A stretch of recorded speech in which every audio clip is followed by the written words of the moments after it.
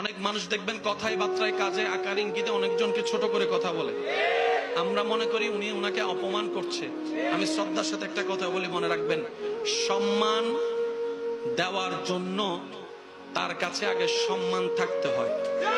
যার কাছে সম্মান নাই সে সম্মান দিতে জানবে না। যার কাছে সম্মান দেওয়ার মতো সুন্দর একটা মন নাই সে কখনো সম্মান দিতে জানবে না।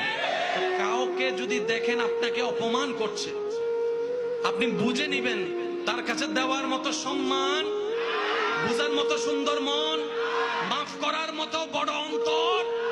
ব্যর্থতা তার, ব্যর্থতা আপনার নয়। তো কারো কাছ থেকে অপমানিত হলে মন ছোট করবেন না। আমি অপমানিত হয়েছি, এই জায়গায় একটা টেকনিক অ্যাপ্লাই করবেন, সেটা হচ্ছে আপনি ধৈর্য ধরে ওনাকে মাফ করে দিবেন, আল্লাহর দিকে তাকাই ওনাকে মাফ করে দিবেন, দাবি মুক্ত করে দিবেন। আপনার রব এটা দেখে খুশি হয়ে আপনাকে আরো হাজার গুণের ইজ্জতের মালা পরিয়ে দিবে। ওয়াতু ইজ্জু মান তাশা। চিৎকার দিয়ে বলেন সুবহান।